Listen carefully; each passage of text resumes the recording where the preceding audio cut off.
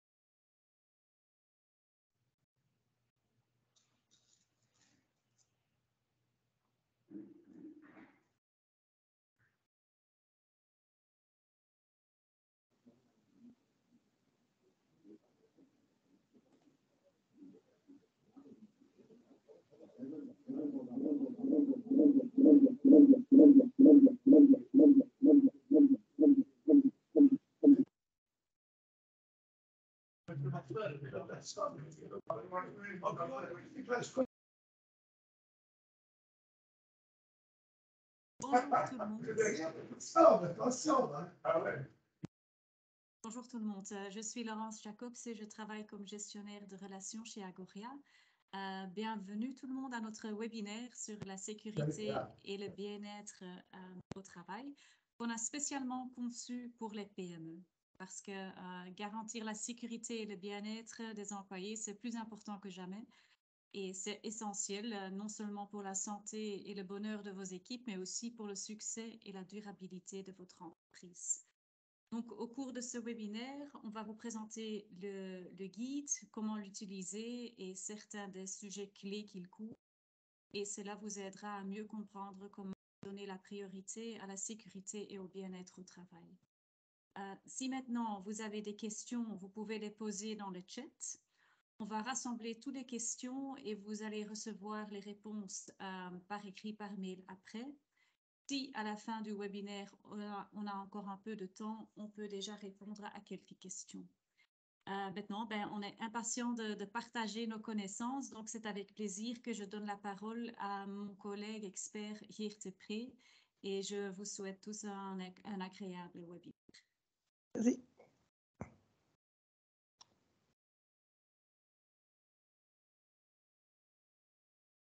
Bonjour tout le monde. Je souhaite à tous et à toutes bienvenue à ce webinaire au cours duquel je vous expliquerai le guide des PME. D'abord, je vais partager mon écran. Petit instant.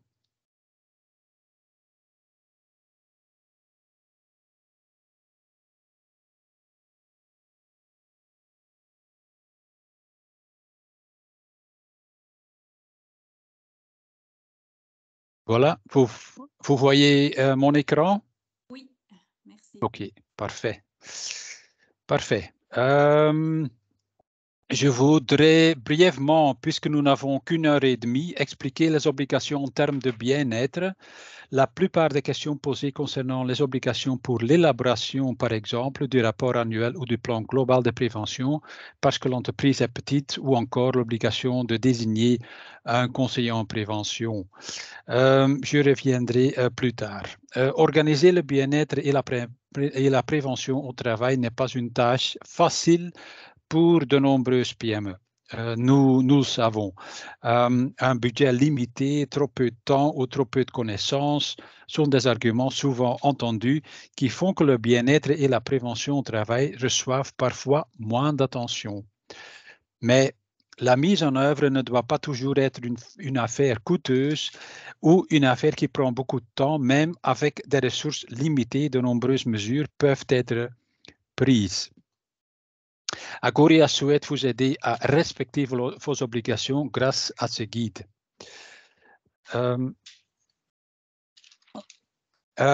Peut-être quelques dispositifs d'abord. Veuillez éteindre, si vous voulez, l'image ainsi que le son.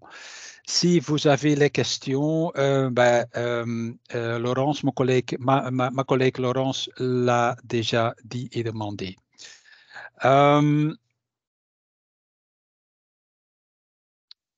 Quelques autres points. Cet après-midi, il ne s'agit pas d'une formation sur le bien-être. je vais passer en revue avec vous quelques principales questions en une heure et demie environ, sans vraiment entrer dans les détails. Nous n'avons pas le temps. Le sujet est trop élaboré, donc je ne peux pas. Dans ce guide, nous avons largement utilisé des liens qui renvoient à des sites externes, mais aussi à des articles à notre newsletter, qui sont accessibles à tous nos membres, bien sûr, comme vous savez, ou à des documents sur notre site, qui, via un mot de passe, est également accessible à vous. Je vous le dis, profitez-en, notre site est fait pour vous.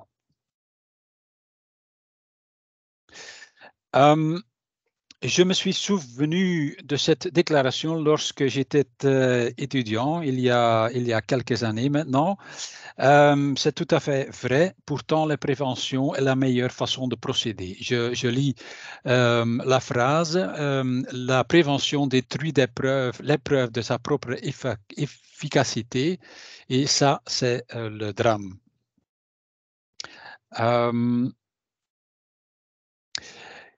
De quoi allons-nous parler pendant ce webinaire cet après-midi? Donc d'abord, à qui ce guide est-il destiné? Pourquoi devrais-je considérer le bien-être de la prévention au travail comme une priorité? Quel est le cadre légal? Quel est le bien-être au travail? Par où commencer? Des fiches et conclusions. Voilà. À qui ce guide est destiné? Ce manuel s'adresse à toutes les PME, mais aussi à des entreprises un peu plus grandes. Nous constatons parfois un manque de connaissances sur certains sujets. Nous recevrons beaucoup de questions, surtout de la part des petites entreprises qui sont parfois assez éloignées des obligations imposées par la loi et les arrêtés royaux qui l'accompagnent. Ce que nous appelons maintenant, depuis 2016, le code. Qu'en est-il les indépendants? La loi et le code ne s'appliquent pas aux indépendants, mais faites attention, nous nous tenons à faire une mise à garde. Dès qu'un indépendant emploie un salarié, un travailleur, un étudiant ou un intérimaire, par exemple, il devient un employeur et donc la loi et le code sont alors d'application.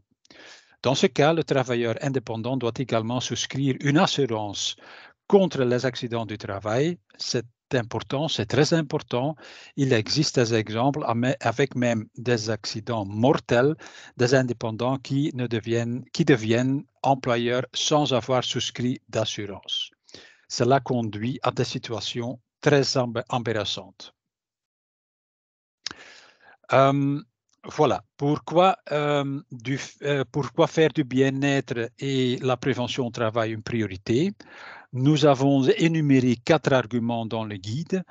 Le premier, c'est la guerre des talents, signifie que de nombreuses entreprises éprouvent des difficultés à recruter des travailleurs adéquats. Cette recherche constitue un défi majeur. Que passe-t-il si ces travailleurs deviennent incapables de travailler en raison d'une maladie, d'un accident du travail ou d'une maladie professionnelle? Un deuxième, c'est une raison économique. En termes économiques, les accidents du travail ont un impact important.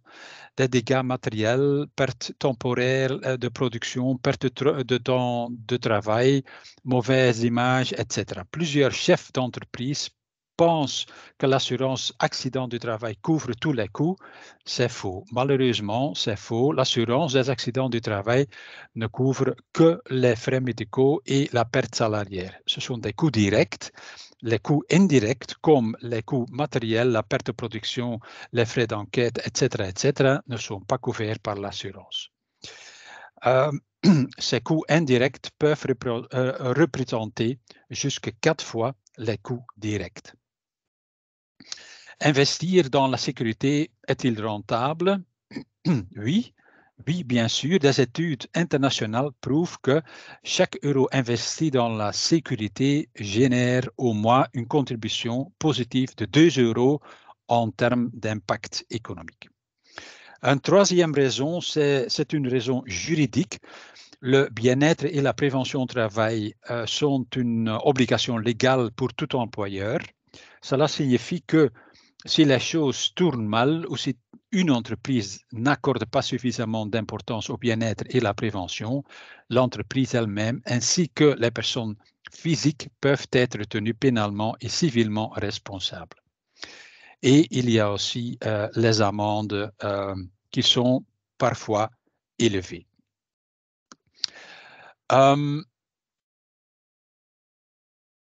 Quel est le cadre juridique?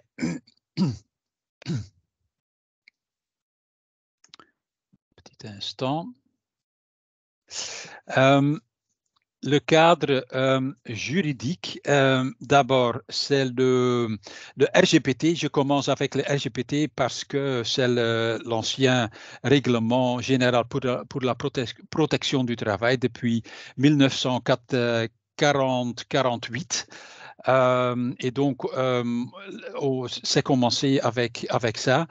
On a vu publier en 1989 la réglementation cadre européen qui a débouché dans la loi de 4 août 1996 dans la loi du bien-être. Avec ces lois de bien-être, on a vu publier beaucoup d'arrêtés royaux qui nous connaissons depuis quelques années comme code.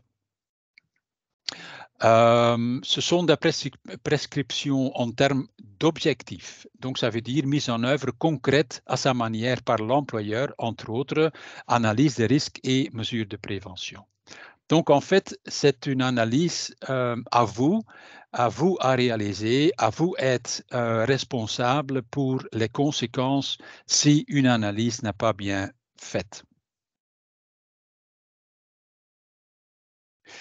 Quel est le bien-être au travail? Il n'y a pas de définition dans la loi, mais ce que j'appelle une description des aspects du bien-être. Passons-les en revue. J'en ai 6. D'abord, il y a la sécurité du travail. Donc, ça veut dire la prévention contre les blessures, des incendies, des explosions, etc. L'hygiène du travail, c'est la reconnaissance, détection, identification, évaluation et contrôle des facteurs nuisibles à la santé dans les environnements de travail normaux causés par les agents biologiques, physiques et chimiques. Santé au travail, ça veut dire dommage à la santé, gêne, maladie, indisposition due à l'environnement du travail, etc. Aussi, par exemple, aussi les maladies professionnelles. Puis, il y a ergonomie. C'est la discipline qui veille à ce que les systèmes, les tâches et les fonctions, les produits, les machines, les interfaces utilisateurs et l'environnement soient conçus pour être adaptés de manière optimale aux capacités physiques et mentales des personnes. Puis, il y a aspects psychosociaux, ça veut dire le stress, épuisement professionnel, harcèlement, violence, comportement transfrontalier, indésirable, etc. Puis, on a l'embellissement des lieux de travail, ça veut dire ordre et propreté, bureau de futur, verdure sur le lieu de travail, éclairage, ventilation, devenu important depuis la crise Corona. Et puis, septième, on a l'environnement au sol, mais ça doit effectuer le travail.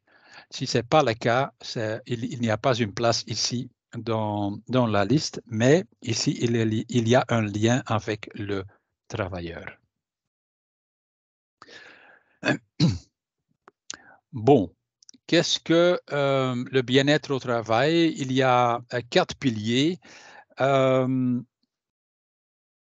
D'une bonne politique de bien-être, il y a d'abord l'organisation, ça veut dire comment organisez-vous votre politique de bien-être. Il y a l'approche structurelle, qui impliquez-vous pour organiser le bien-être dans l'entreprise. Il y a aussi des ressources, des moyens ou combien investissez-vous dans le bien-être de vos travailleurs. Et enfin, il y a l'information et formation des travailleurs. Je pense que ça, c'est un pilier évident. Ces 4 piliers vous permettront de développer une vision et de vous engager à la réaliser. Qui sont des différents acteurs? Vous voyez ici une image avec l'employeur, avec la ligne hiérarchique, avec le service interne, le comité, le travailleur, le service externe pour la prévention et les services externes pour les contrôles techniques. Il y a aussi bien sûr le SPF, contrôle de bien-être, l'inspection, connu comme l'inspection, qui joue un rôle, et il y a aussi des tiers. Comme vous pouvez le constater, il y a des interférences l'un avec des autres. C'est important car les questions bien-être ne peuvent être traitées efficacement parce qu'une bonne interaction. Nous parlons ici de l'employeur, mais aussi de l'énergie et des autres intervenants, des autres acteurs. Il y a aussi ce qu'on appelle les tiers, c'est-à-dire les entrepreneurs ou des maîtres d'ouvrage ou des sous-traitants qui viennent d'effectuer des travaux dans vos entreprises ou bien vous êtes vous-même un sous-traitant. Des obligations légales spécifiques sont imposées à ces entreprises, mais aussi aux donneurs d'ordre, par exemple. De nombreuses PME travaillent en tant que sous-traitants d'un client. Nous avons rédigé un manuel pour expliquer les éléments qui sont d'importance dans cet aspect. Le lien vers ce manuel se trouve dans le guide. Et il y a bien sûr aussi l'inspection du travail qui inspecte aussi régulièrement les PME. Plusieurs points abordés dans le guide figurent sur la liste de contrôle de l'inspection du travail. Ce slide ici montre le travail de radar de la coopération entre les différents acteurs, l'importance du lubrifiant, c'est-à-dire la communication et la coopération est cruciale. Une voiture sans l'huile ne fonctionnera pas longtemps non plus. Et donc, j'ai mis ici sur ce slide quelque chose pour réfléchir. Le niveau de sécurité le plus élevé pouvant être atteint par un manager pour ses propres travailleurs est le niveau minimum de sécurité qu'il applique lui-même et promute.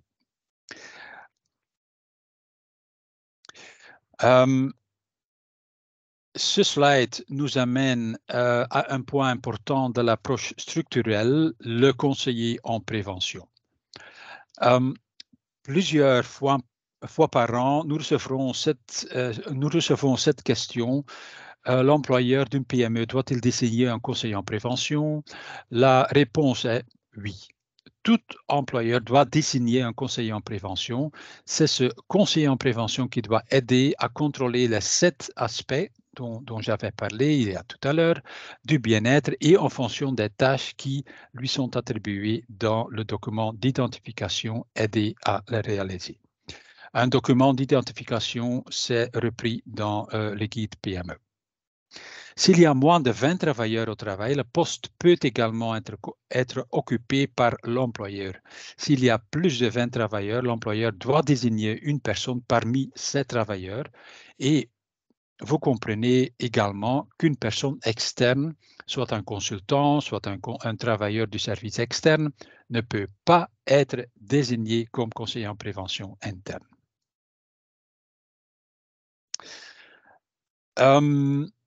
Je voudrais également revenir ici sur les tâches du conseiller en prévention et du service externe.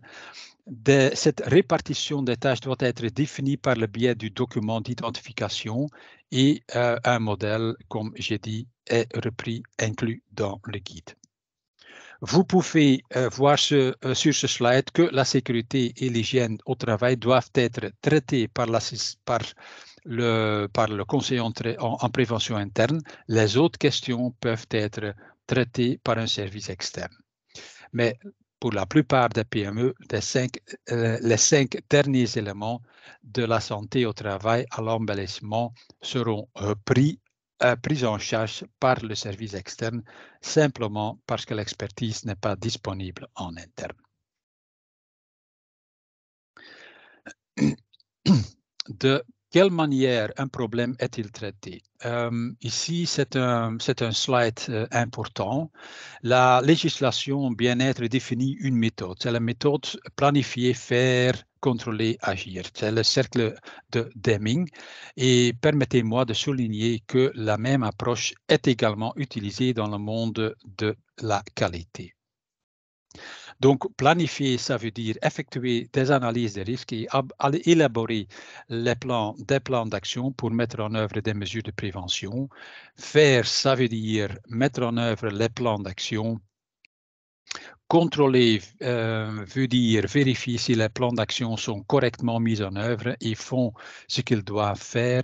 Et puis, finalement, agir, ajuster et adapter des plans d'action si nécessaire pour revenir, si nécessaire, au plan et puis do et puis check, etc., etc. Il s'agit donc d'un système dynamique.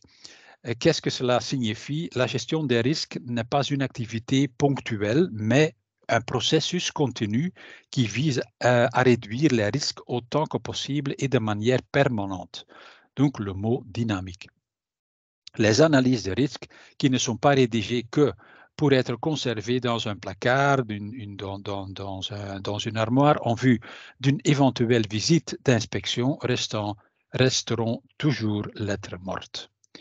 Chaque fois qu'un accident du travail se produit, qu'un ajustement est apporté au processus de protection ou n'importe quel changement, il est important de réévaluer l'analyse des risques et de prendre les mesures qui s'imposent.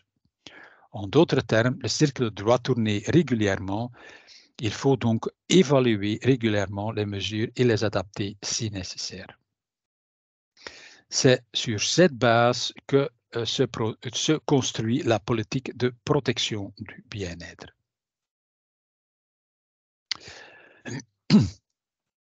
Le troisième pilier de l'approche structurelle est celui des moyens ressources. Il s'agit des ressources financières et matérielles, mais aussi du déploiement d'un personnel suffisant. Permettez-moi de m'attarder un instant sur la mise en place d'un personnel suffisant.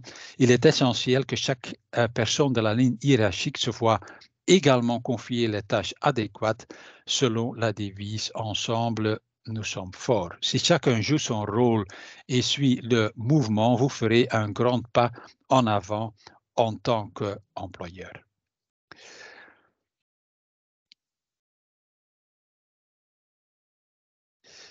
Pilier 4 est celui de l'information et de la formation. Permettez-moi de vous poser une question ouverte. Je n'attends pas une ou des questions. Qui parmi vos travailleurs de votre entreprise sait que ce signifie la loi sur le bien-être? Qui parmi les travailleurs de votre entreprise sait ce que signifie le code sur le bien-être au travail? Il y a des moments où la formation et l'information sont essentielles. Je les ai mis sur ce slide. D'abord, à l'entrée de l'entreprise, parce que le travailleur est nouveau. En cas de mobilité interne, là encore, le travailleur ne connaît pas nécessairement les risques liés à son nouveau poste de travail. Lors de la modification des équipements de travail et lors de l'introduction de la mise en œuvre d'une nouvelle technologie. De nombreux accidents se produisent si l'on accorde trop peu d'attention, d'information et de formation à ces moments. Je voudrais m'attarder un peu sur ce slide car elle est importante. L'engagement de la direction et de la direction est important. Le principe de montrer l'exemple et d'application et de l'application de l'engagement. Montrez l'exemple vous-même, assurez une communication claire et ouverte.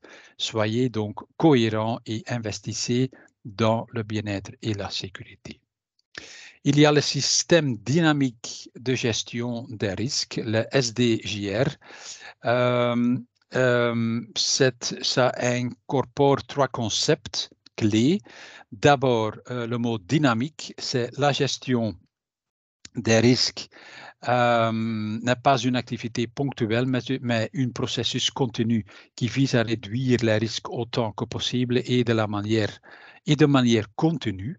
Les analyses de risque qui ne sont rédigées que pour être conservées dans un placard, comme j'avais dit, et en vue d'une éventuelle visite d'inspection, resteront toujours lettre morte. Chaque fois qu'un accident de travail se produit, qu'une modification est apportée au processus de production ou qu'un nouvel équipement de travail est acheté, il est important de réévaluer l'analyse des risques. Puis, il y a la gestion de risque. La législation bien-être stipule qu'un employeur doit gérer ou contrôler les risques. Qu'est-ce que c'est un risque? C'est la probabilité qu'un dommage soit causé. La première étape du contrôle des risques consiste à effectuer une analyse des risques. Il s'agit d'abord d'inventorier les dangers et les risques. Par exemple, danger substance toxique, risque empoisonnement dû à l'utilisation de substances, puis d'évaluer les risques, c'est-à-dire la probabilité qu'un incident ou un accident se produise, et la priorité accordée au risque, c'est-à-dire la fréquence du risque et l'importance de ce risque et donc l'ampleur des dommages qu'il peut causer. Je peux revenir sur le mot danger. Qu'est-ce que ça veut dire danger? Ça veut dire la propriété intrinsèque qui peut causer des dommages. Donc, il y a une différence entre un risque et un danger. La différence est expliquée dans le guide. Il est aussi le système de gestion dynamique des risques se trouve son origine dans le plan global de prévention élaboré par l'employeur en concertation avec la ligne hiérarchique pour une période de 5 ans. Ce plan définit spécifiquement les résultats de l'analyse des risques, les objectifs prioritaires et les activités à mener pour atteindre ces objectifs sur une période de 5 ans. Puis, il y a le plan global, doit également être établi pour chaque année de service, couvrant entre autres ces points suivants, les objectifs prioritaires de l'année de service, les moyens des méthodes, les missions et, si nécessaire, adapter le plan global. Je peux faire ici peut-être un peu de pub sur notre outil d'autodiagnostic qui vous permet d'évaluer vous-même un certain nombre de situations. C'est un outil mis gratuitement à la disposition de nos membres. Ces principes de prévention sont repris dans le guide. La hiérarchie des mesures de prévention est la suivante. Donc, d'abord, mesures de prévention visant à prévenir les risques, c'est la prévention primaire. Puis, les mesures de prévention visant à prévenir les dommages, ça s'appelle prévention secondaire. Et puis, les mesures de prévention visant à réduire les dommages, ça s'appelle prévention tertiaire. Je le répète, l'analyse des risques est le mot-clé de la prévention. Cette analyse des risques, parfois même potentielle, est la priorité de l'inspection du travail. Et le guide vous indique comment aborder cette analyse. Nous n'y reviendrons pas. Si vous avez des questions à ce sujet, n'hésitez pas à nous faire en part. Dans certains cas, lorsque les travailleurs entrent dans un chantier, un TRA, analyse des risques liés à la tâche, ou une LMRA, analyse des risques de dernière minute, est appliquée. Ces analyses des risques sont souvent des obligations dans des entreprises, des donneurs d'ordre.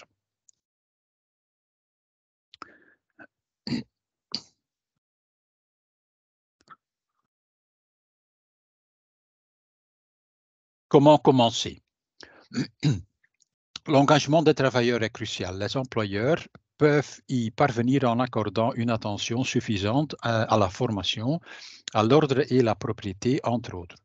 Avez-vous pensé à appliquer les indicateurs de performance clés? Les réductions financières sont accordées pour certains cours.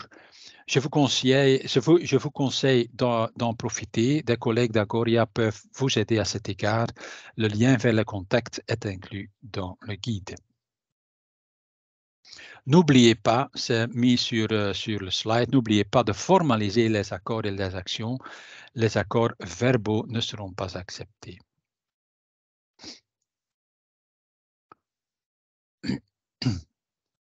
Le guide comprend 21 fiches complétées par de nombreux liens vers des documents d'Agoria ou d'autres documents, par exemple ceux du SPF. Il est important de parcourir les chapitres 1 à 5 de ce guide en fonction de la question. Vous pouvez ensuite consulter la fiche qui vous permettra de démarrer.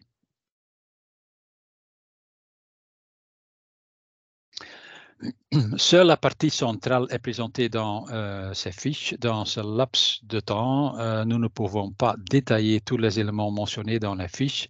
Nous avons utilisé les informations que nous avons déjà publiées sur notre site. L'essentiel de chaque sujet est de refléter dans chaque fiche des liens ont été établis avec des réglementations européennes et nationales. Et bien sûr, nous avons accordé une grande attention aux textes de commentaires d'Agoria. Ce sont nos textes. Ils donnent un bon aperçu de chaque sujet, par exemple, des accidents du travail, la surveillance de santé. Je vais maintenant passer brièvement en revue toutes les puces en me limitant l'essentiel. Voilà. Fiche 1. La législation sur le bien-être au travail prévoit diverses fonctions et tâches pour le comité pour la prévention et la protection au travail. Un CPPT ne doit être créé qu'à part de 50 travailleurs. Cela signifie pas que la consultation sociale ne doit pas avoir lieu dans les petites entreprises ou que la communication avec des travailleurs n'est pas nécessaire. Dans ces entreprises de plus de 50 travailleurs, il n'y a pas toujours un comité parce que, par exemple, aucun candidat ne s'est présenté. Vous avez moins de 50 travailleurs, vous ne devez pas établir un comité. Si une entreprise dépasse le seuil de 50 travailleurs entre les deux élections sociales, il n'est pas nécessaire d'établir un comité immédiatement. L'employeur peut attendre l'élection sociale suivante pour l'établir. Lorsqu'il n'y a pas de comité, mais qu'il y a une délégation syndicale, celle-ci reprend toutes les tâches du comité. S'il n'y a pas de comité, pas de délégation syndicale, vous devez consulter directement vos travailleurs. Concrètement, cela signifie que vous devez consulter les travailleurs sur diverses questions et demander leur avis ou leur accord, ou informer les travailleurs sur certains points. Pour que cette consultation et où cette information se déroule bien, vous devez mettre à disposition deux moyens suivants, c'est mis sur le slide, un registre dans lequel les travailleurs peuvent consigner leurs suggestions, commentaires ou opinions en toute discrétion, et deux, un panneau sur lequel des messages peuvent être affichés à tout autre moyen de communication approprié. ces ressources sont placées dans un endroit facilement accessible à tous les travailleurs.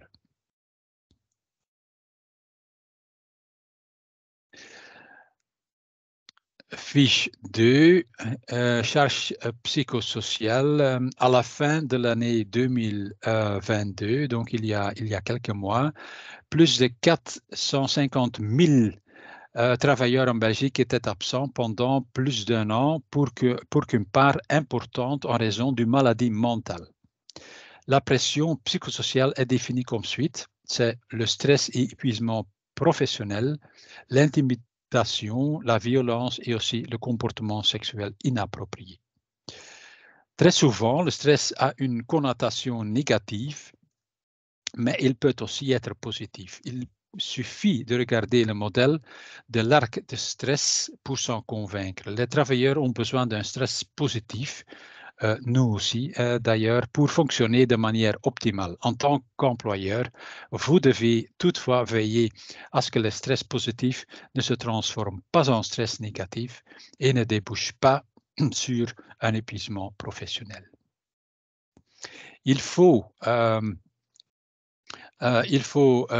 inclure dans le règlement du travail les procédures relatives aux interventions psychosociales, ainsi que les coordonnées du conseil en prévention psychosociale et, le cas échéant, la personne de confiance. Un modèle de règlement de travail se trouve dans le guide. Désigner un conseiller en prévention psychosociale externe par l'intermédiaire du service externe, c'est une obligation pour une PME. Et puis, désigner une personne de confiance interne, et il ne s'agit pas d'une obligation légale, mais d'une recommandation. Faites attention, la personne de confiance ne peut pas être un membre de la direction et la personne de confiance est tenue de suivre une formation obligatoire et les cours de recyclage annuels. Installer un registre pour les incidents susceptibles d'affecter des tiers. Ces incidents feront également partie d'éventuels plans d'action visant à améliorer la situation. Pour plus d'explications, voir notre commentaire sur les facteurs psychosociaux. Fiche 3. La surveillance de la santé. L'objectif de la surveillance de la santé est de pouvoir identifier à temps de l'impact éventuel sur le travail, sur l'état de santé du travailleur et de prendre des mesures nécessaires pour améliorer la santé, mais au moins maintenir un niveau de santé égal. Tout travailleur a droit d'une surveillance de la santé, y compris par le biais d'une surveillance spontanée, mais la surveillance de la santé est obligatoire pour les catégories suivantes, appelées les travailleurs assujettis. Et ce sont les postes de travail, les postes de vigilance et des activités à risque définies.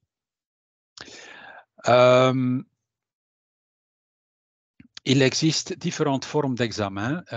Vous voyez sur le slide, il y a l'évaluation de santé préalable et périodique. Il y a aussi la consultation spontanée, la surveillance de la santé prolongée, l'examen de reprise du travail, visite pré-reprise du travail. C'est une visite, ce n'est pas une consultation. Et puis aussi le résultat apte ou non apte, donc via le formulaire pour l'évaluation de la santé. Donc, ça, c'est le résultat de la surveillance d'une consultation d'un médecin de travail.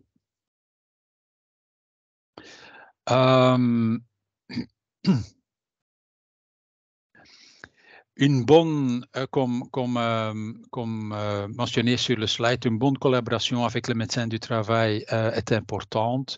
Faites attention, il y a aussi une réglementation réintégration qui a été changée l'année passée en octobre, je pense, avec une nouvelle réglementation.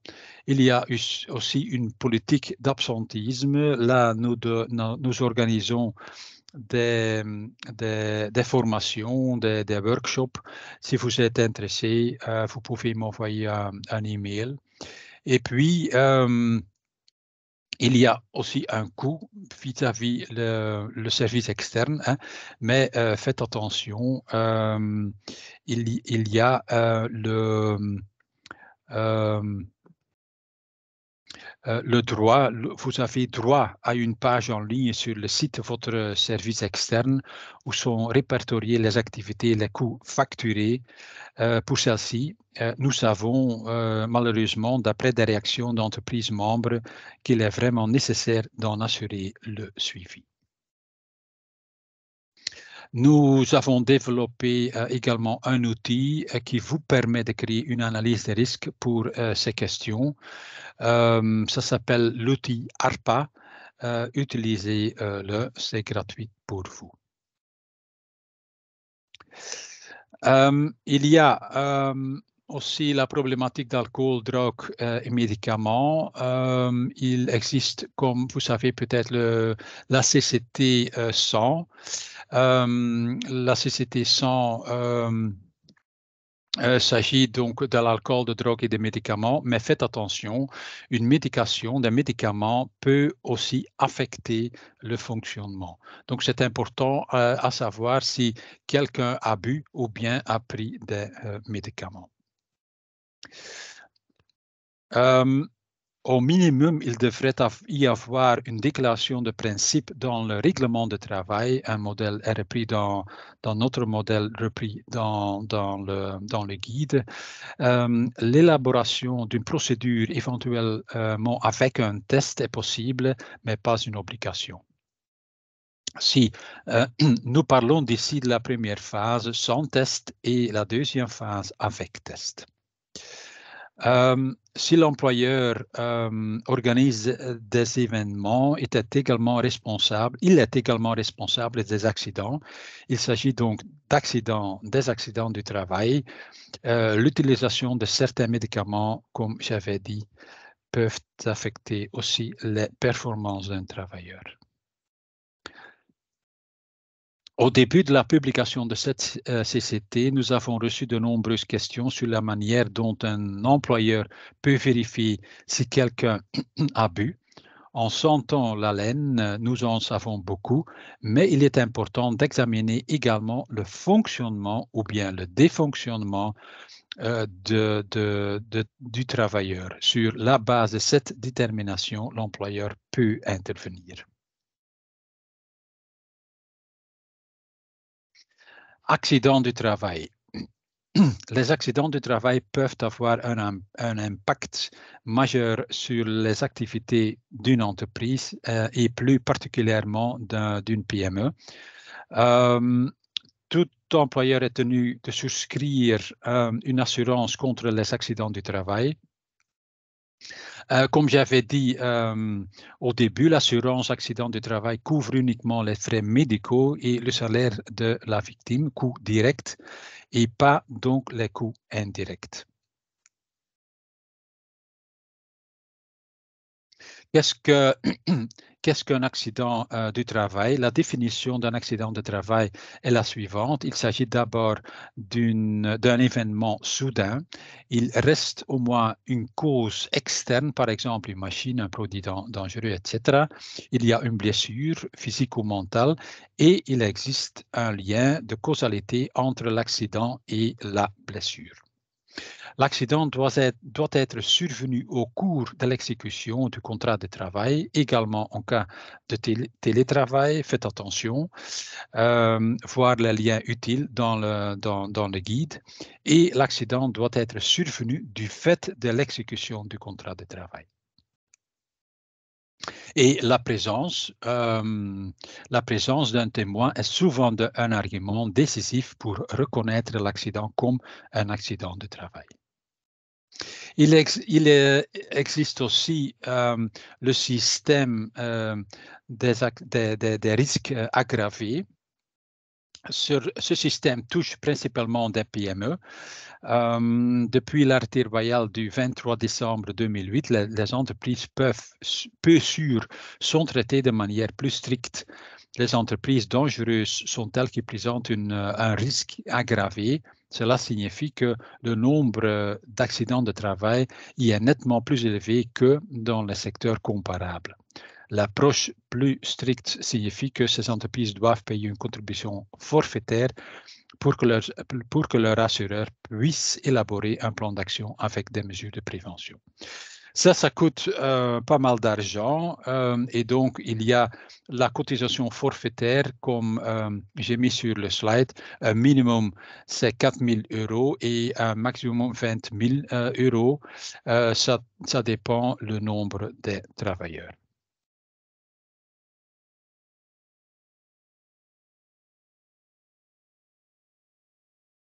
Situation de crise. Outre les accidents corporels, il existe d'autres situations graves telles que les incendies, les explosions, etc. Dans ces cas également, il est important de définir à l'avance les procédures nécessaires afin de disposer d'un guide au moment où l'urgence se produit. Nous avons réalisé un guide à ce sujet. Situation de crise, c'est disponible, le lien est disponible dans notre guide et je vais aussi montrer ce que Henry Kissinger a dit. Next week, there can't be a crisis. My schedule is already full.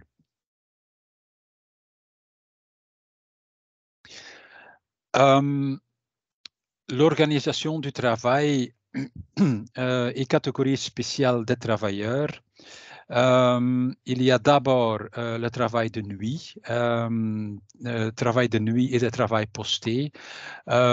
Ici, il faut veiller à la surveillance de santé. Il faut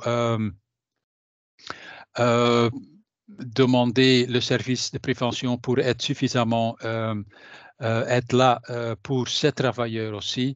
Attention aussi aux premiers secours et contacter dans le cas nécessaire le médecin du travail.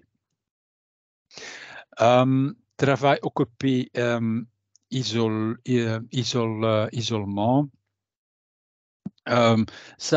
Il y a toujours un article dans le RGPD. C'est bien à noter qu'un travailleur isolé est un travailleur qui travaille en dehors du temps de vision et d'écoute normale. La réglementation prévoit que ces travailleurs ne peuvent pas effectuer seuls les travaux dans des conditions dangereuses. Par exemple, le travail en hauteur. La présence d'une autre personne est nécessaire dans ce cas-là. La réglementation ne définit pas ce qui constitue des conditions dangereuses et donc on réfère vers une analyse de risque. On a aussi rédigé un code de bonne pratique qui est disponible dans notre guide. Le télétravail, depuis Corona, le télétravail a pris l'ampleur, de l'ampleur. Les avantages sont nombreux, pas d'embouteillage, meilleur équilibre entre la vie professionnelle et vie privée, mais il y a aussi le revers de la médaille, à savoir d'éventuels problèmes mentaux. Quand même, l'employeur reste responsable de la protection de la santé et de la sécurité de son travailleur qui pratique le télétravail. C'est aussi important à comprendre qu'il faut toujours un document écrit, une convention avec l'employeur et le travailleur pour expliquer dans quelle heure il fait le télétravail. C'est aussi important pour l'assurance, donc c'est nécessaire d'informer votre assureur d'accident de travail.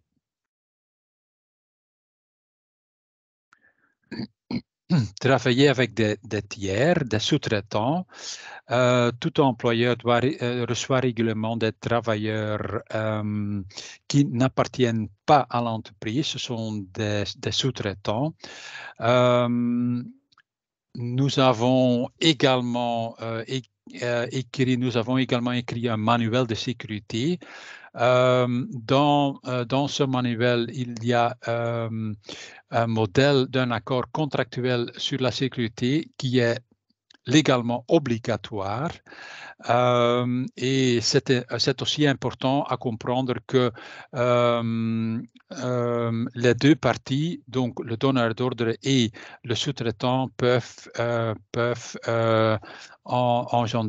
donc créer des risques sur place.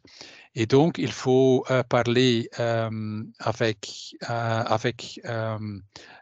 donc, les deux parties doivent parler pour comprendre, pour évaluer les risques de travail.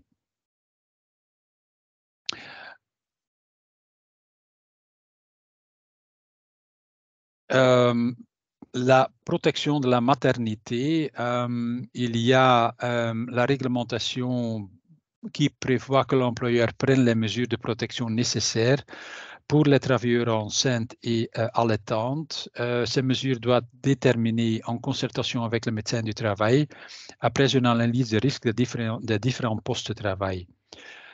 Afin que vous puissiez prendre des mesures nécessaires, les travailleurs concernés ont tout intérêt à informer l'employeur le plus tôt possible de leur grossesse. Voilà, il y a aussi le congé d'allaitement, aussi le congé de maternité. Et si nécessaire, l'employeur doit retirer la personne, la dame, du poste de travail. Bien sûr, en concertation avec le médecin du travail. Les travailleurs temporaires ou les intérimaires, bien que les travailleurs d'intérim ne soient pas des travailleurs d'utilisateurs, ils bénéficient d'un même niveau de protection que ses propres travailleurs. Vous employez des travailleurs temporaires, je ne sais pas, mais dans ce cas, en tant qu'utilisateur, vous êtes responsable du bien-être de ces travailleurs. Lorsqu'un employeur engage un intérim, il est tenu d'échanger d'informations avec le bureau d'intérim, mais aussi avec le travailleur intérimaire. Cet échange se fait sur la base d'une fiche de poste établie par l'utilisateur. La fiche de poste énumère, entre autres, les risques et les mesures de prévention associées. Donc, il y a aussi le système du parrain ou de la marraine. Faites attention aussi parce qu'il y a beaucoup plus d'accidents avec des intérimaires, beaucoup plus qu'avec des travailleurs propres. En réponse à une question récente d'une PME, la responsabilité de la surveillance de santé du travailleur intérim incombe sur le bureau d'intérim. Le coût que vous devez payer à votre service externe concerne les consultations supplémentaires du travailleur intérim d'une fois qu'il travaille pour vous.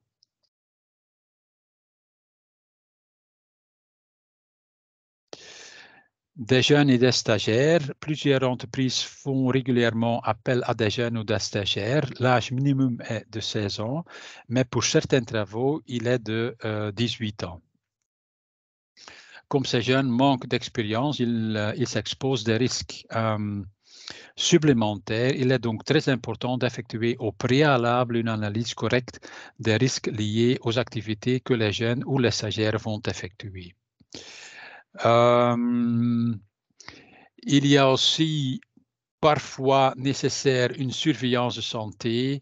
Il y a aussi un échange nécessaire d'informations entre l'utilisateur, l'établissement d'enseignement et le stagiaire. Et aussi, n'oubliez pas, si nécessaire, une assurance accident. En tout cas, voir avec l'établissement d'enseignement, pas avec le bureau d'intérim parce que ça c'est réglé, mais avec l'établissement d'enseignement qui organise, qui paye donc l'assurance contre les accidents du travail.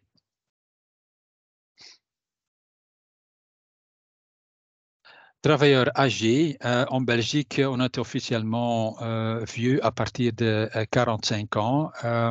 Si vous occupez 20 travailleurs ou plus, la CCT 104 vous oblige à élaborer un plan concret pour maintenir plus de travailleurs âgés au travail. Bien entendu, cela ne signifie pas que vous ne devez pas prêter attention aux travailleurs âgés si vous occupez moins de 20 personnes. Donc, voilà, c'est une obligation. De la CCT 104, mais si vous prenez des mesures pour ces travailleurs-là, veillez aussi que les autres travailleurs bénéficient parce que eux ici, à un certain moment, ils vont passer l'âge de 45 ans.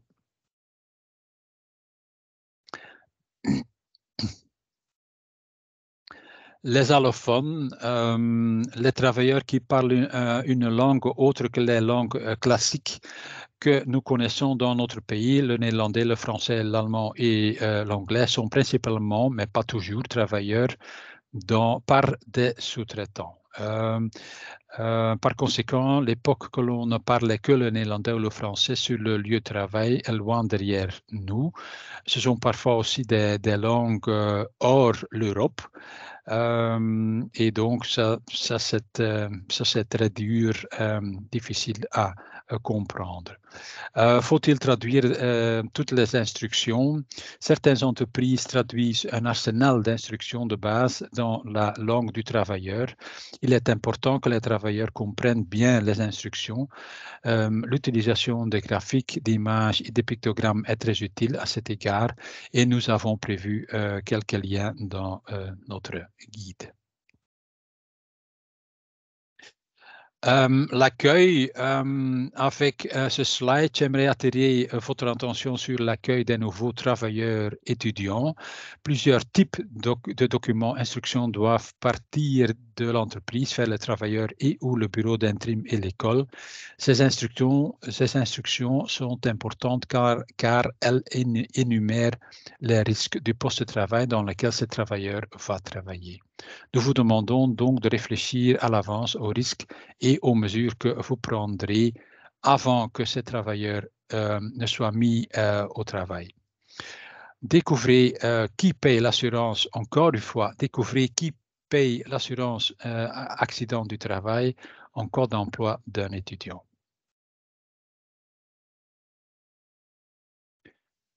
Lieu de travail, un lieu de travail confortable et sûr permet aux travailleurs de se sentir bien dans leur peau et d'effectuer leur travail plus efficacement et dans de bonnes conditions de sécurité.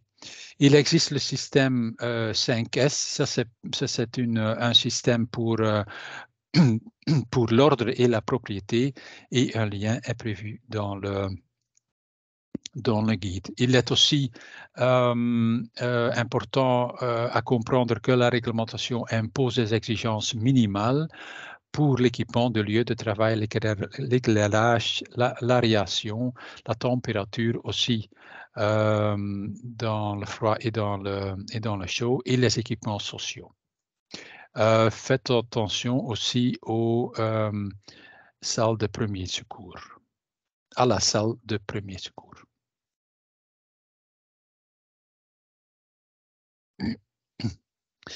La signalisation est un moyen visuel d'indiquer un danger ou un risque.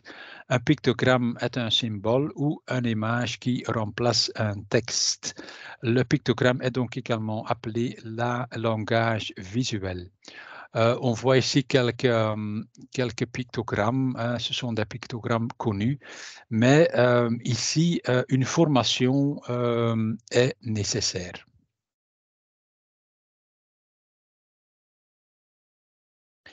Des installations électriques. Toute entreprise dispose d'une installation électrique. Les risques liés à l'électricité ne doivent pas être sous-estimés. C'est pourquoi la législation le législateur a décidé d'obliger l'employeur à effectuer une analyse de risque, même si vous louez un bâtiment. Donc ça, c'est important. Si vous êtes loueur d'un bâtiment, cette obligation tombe aussi sur vous. Vous pouvez effectuer l'analyse vous-même, mais comme un tel exercice est assez complexe, dans la plupart des cas, une aide extérieure peut être nécessaire. Pour la basse tension, un contrôle de 5 ans, chaque 5 ans est d'obligation. Haute tension, une fois par an, toutes les zones d'annexe une fois par an et sécurité d'incendie aussi annuelle. Une bonne documentation est cruciale. C'est nécessaire de garder aussi à jour des schémas, des plans, rapports d'inspection, d'inspection est très important et nous avons aussi le guide pour les travaux sur et à proximité des installations électriques. Le lien est disponible sur le guide, sur notre guide PM. Sécurité incendie. Dans la plupart des cas, un incendie a un effet dévastateur. Les conséquences peuvent durer des années et, dans certains cas, entraîner des problèmes financiers pour l'employeur. C'est pourquoi la prévention des incendies est un élément important de la politique de prévention. La législation exige de l'employeur qu'il réfléchisse aux risques éventuels d'incendie par le biais, encore une fois, d'une analyse des risques et qu'il prenne des mesures, notamment en fournissant du matériel et une formation pour la lutte contre l'incendie. Il y a des partenaires, ce sont de votre conseiller en prévention, c'est le service d'incendie et aussi l'assurance incendie. Une question à vous, est-ce que vous avez un plan B en cas d'incendie grave? Risque d'explosion.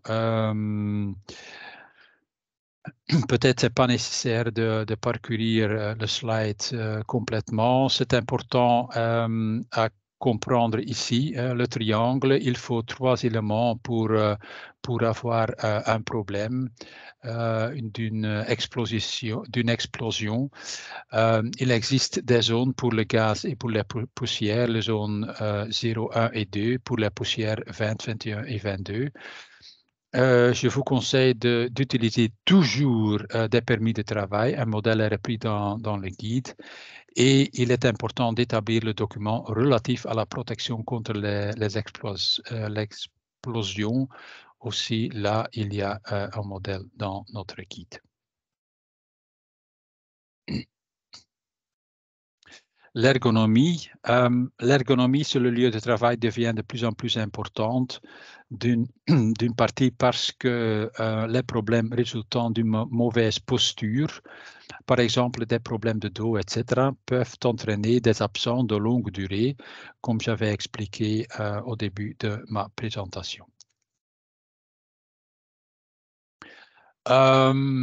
Aussi à discuter avec le médecin du travail ou l'ergonome du service externe pour voir quels éléments sont importants, quelles mesures vous pouvez prendre pour améliorer, si nécessaire, la situation. Travail sur écran, de nombreux travailleurs dépassent beaucoup de temps derrière un écran. La position idéale est cruciale, est important. Très souvent, il y a pas mal de plaintes et aussi ici, consulter un ergonome à temps.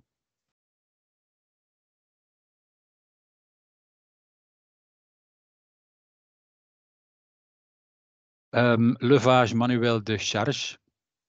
Le fait de soulever les charges trop lourdes, mais aussi de soulever régulièrement de mauvaises petites charges peut entraîner de nombreux troubles physiques à long terme ou à plus long terme. des dispositifs d'assistance sont nécessaires dans ce cas et il existe. Si ces mesures ne sont pas suffisantes, les travailleurs doivent être informés et formés afin de pouvoir soulever une charge correctement. Équipement de travail, qu'est-ce qu'un équipement de travail?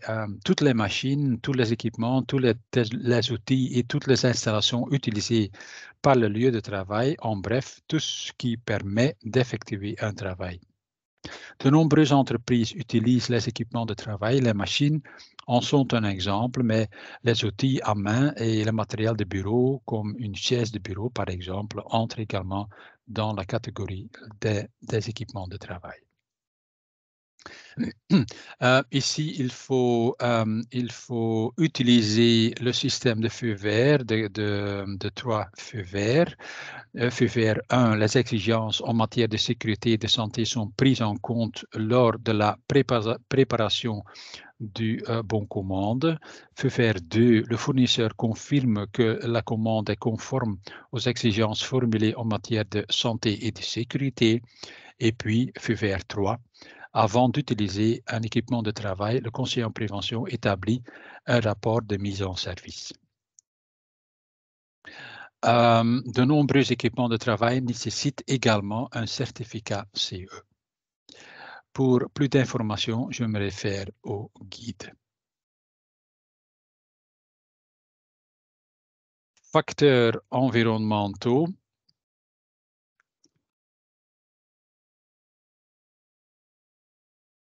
Plusieurs facteurs environnementaux doivent être pris en compte. Nous abordons ici ceux qui sont inclus dans le guide.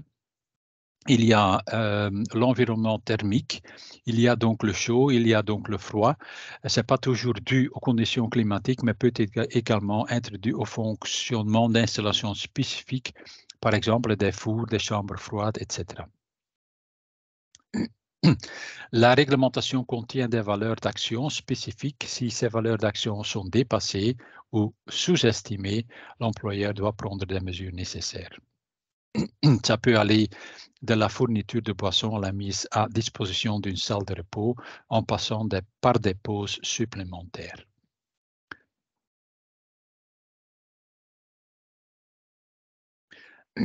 Le bruit.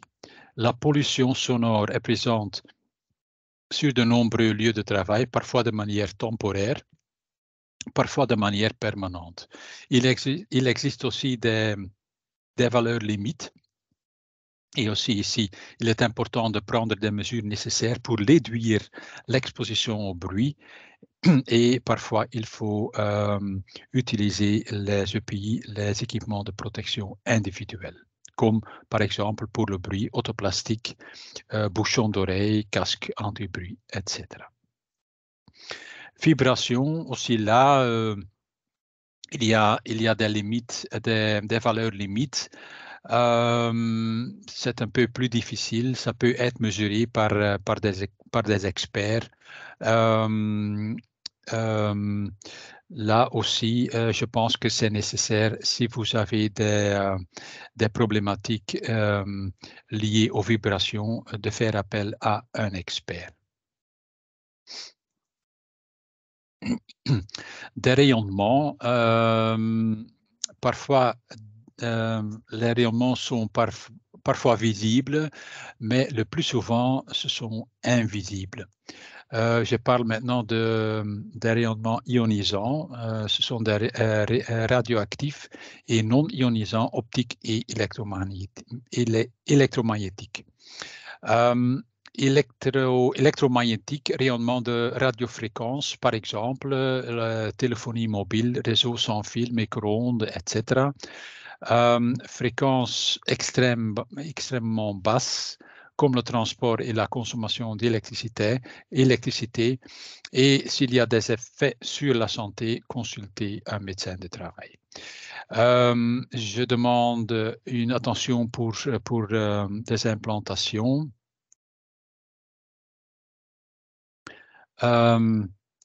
Aussi pour des prothèses, des prothèses, les stents, mais aussi, par exemple, pour des travailleuses enceintes.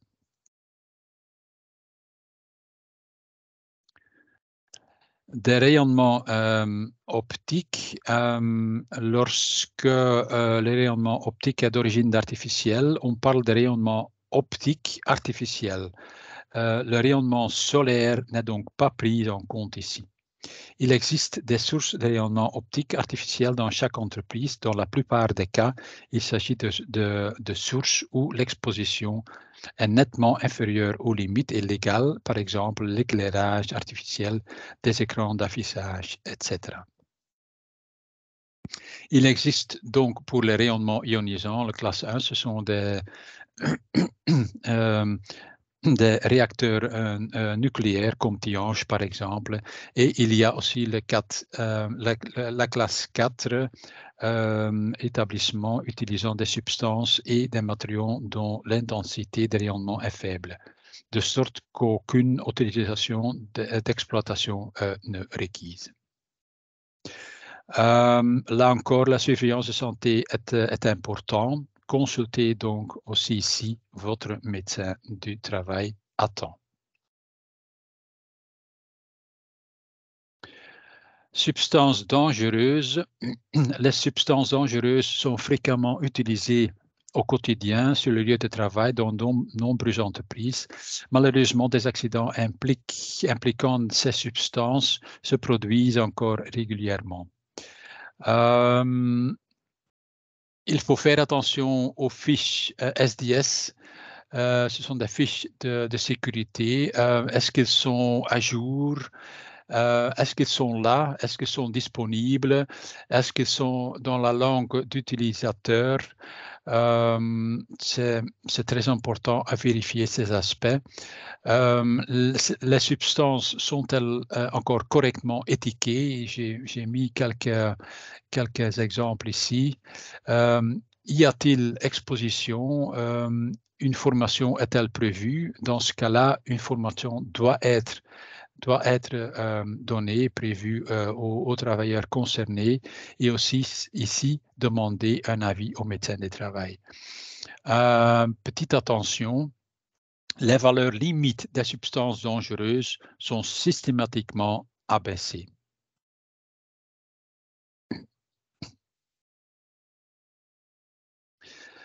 Les agents cancérogènes, etc. Je me tourne ici sur les perturbateurs endocriniens.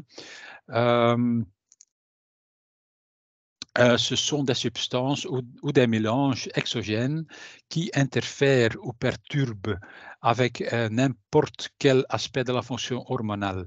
Ils seront bientôt inclus dans la liste des agents cancérogènes par le biais d'un arrêté royal. Donc, ça veut dire on attend un arrêté royal dans quelques mois, prenant en compte aussi les perturbateurs endocriniens dans la législation.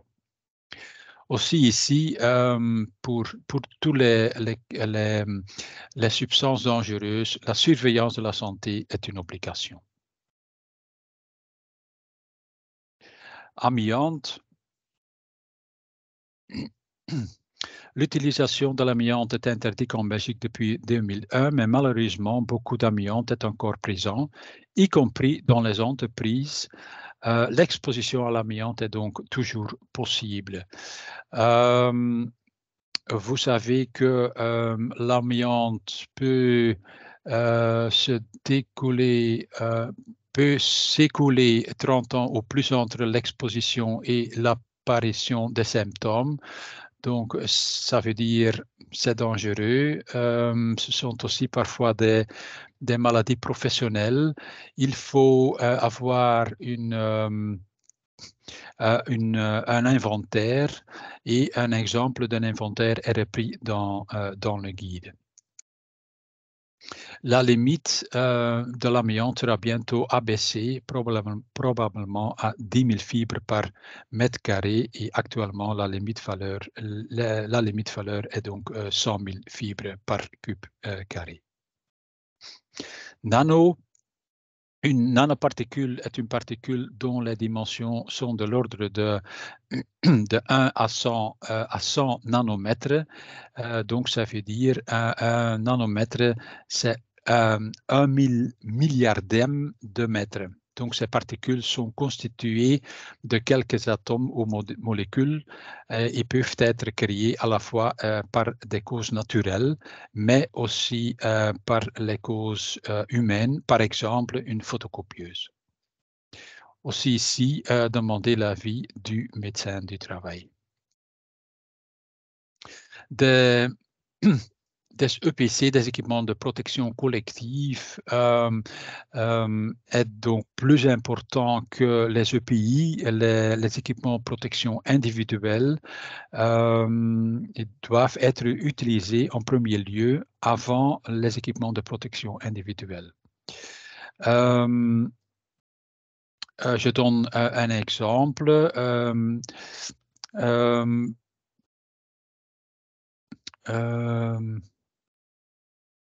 Par exemple, un garde-corps, des échafaudages et des systèmes d'extraction des substances dangereuses. Donc, ce sont des systèmes qui protègent le collectif et sont donc plus importants que la protection individuelle. La protection individuelle, comme par exemple autoplastique, bouchon d'oreille, casque de sécurité, etc., se sont obligés au moment que les autres mesures ne suffiront pas. Vêtements de travail.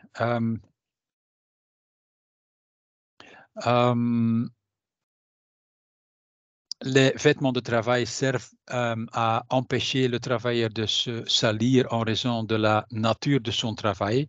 Les vêtements de travail ne sont pas considérés comme des équipements de protection individuelle. Si les vêtements protègent également contre d'autres risques, tels que la chaleur ou des produits chimiques, il s'agit d'un vêtement de protection qui est considéré comme un équipement de protection individuelle. Concernant le nettoyage, je reçois pas mal de questions concernant le nettoyage. Un arrêté royal sera bientôt publié dans lequel la CCT sectorielle ne sera plus nécessaire pour permettre aux travailleurs d'entretenir leurs propres vêtements de travail contre rémunération. Donc, ça veut dire, à partir de la publication de cet arrêté royal, vous pouvez vous-même convenir une CCT entreprise et une analyse de risque. Et avec ça, vous pouvez laisser nettoyer vos travailleurs leurs propres vêtements de travail contre donc rémunération.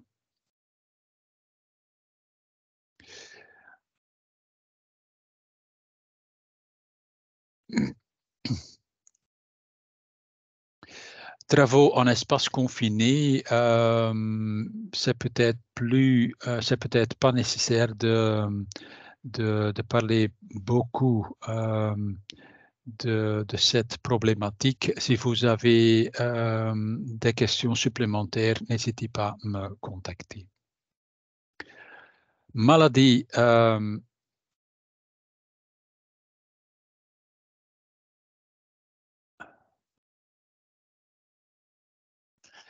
Culture de la sécurité et comportement. De nombreuses entreprises sont déjà très avancées en termes de sécurité technique, y compris la sécurité des machines, et disposent d'un système de gestion du bien-être et de la prévention au travail. Par exemple, un système ISO 45000. Pourtant, des accidents continuent de se produire à ces entreprises. La raison en est que nous travaillons avec des personnes. Donc, ça veut dire la culture est important, aussi le comportement. Il y a quelques explications, quelques astuces dans notre guide PME. Maladie professionnelle. chaque année, dans notre pays, des travailleurs sont touchés par des maladies professionnelles. Les déclarations se comptent par milliers quand même, malheureusement. Toutes ne sont pas reconnues comme des maladies et ne donnent donc pas lieu d'une indemnisation. Dans les cas les plus graves, FEDRIS indemnise également l'aide apportée par des tiers aux travailleurs concernés, bien sûr. Et la question mérite qu'on s'y attarde et c'est pourquoi elle fait l'objet d'une contribution dans ce guide. Il y a deux systèmes. Il existe deux systèmes, le système de liste et le système ouvert. Une petite explication. Système de liste, ça veut dire si la maladie figure dans la liste des maladies professionnelles reconnues, signifie que le lien de la causalité individuelle entre la maladie et l'exposition professionnelle n'a pas été prouvé.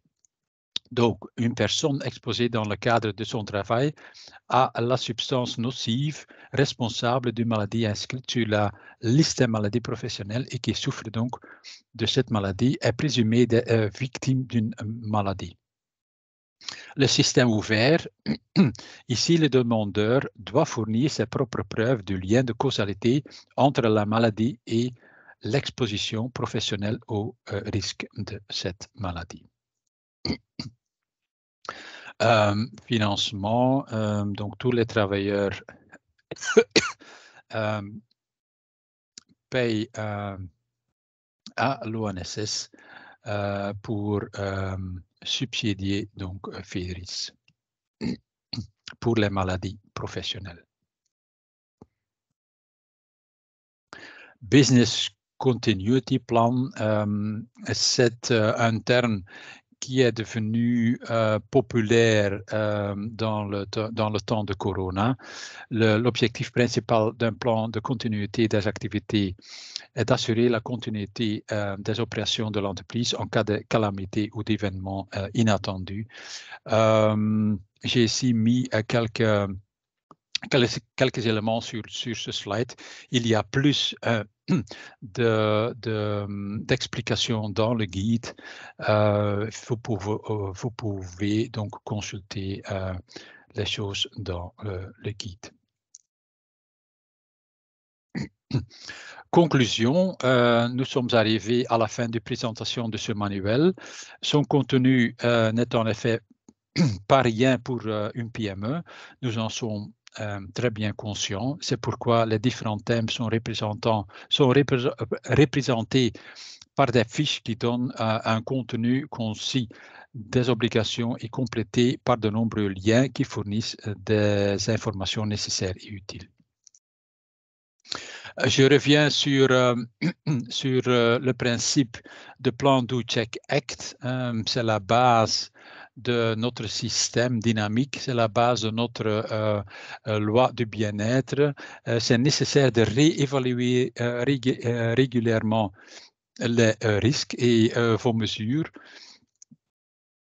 Et enfin, demander, si nécessaire, l'aide d'un expert.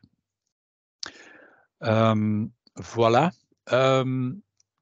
Il y a ici le lien vers le guide. Ce lien est aussi mis sur notre site web.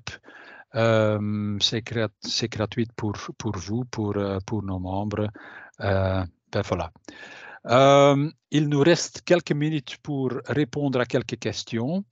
Et peut-être, entre autres, un collègue à moi peut vous demander ou donner un lien dans le chat pour évaluer cette session d'information.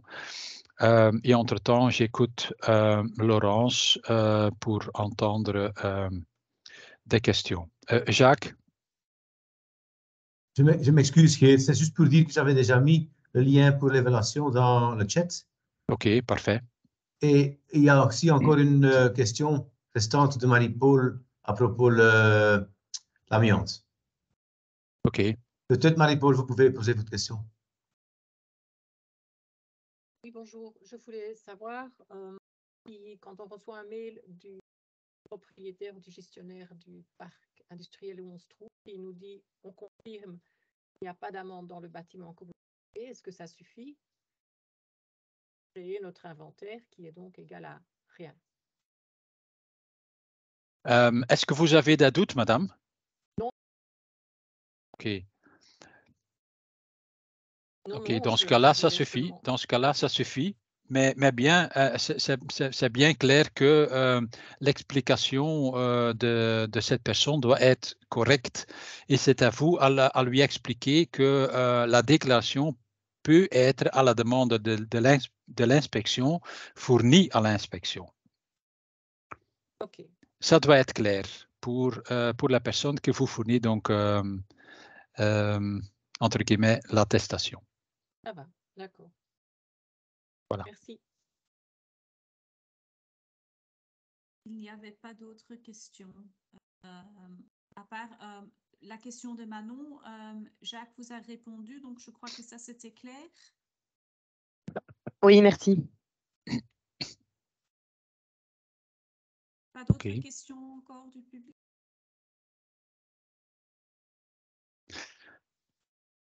Ben voilà, si vous pouvez donc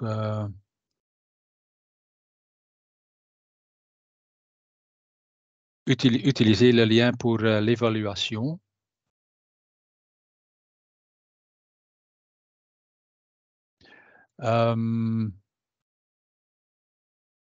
Voilà, s'il n'y a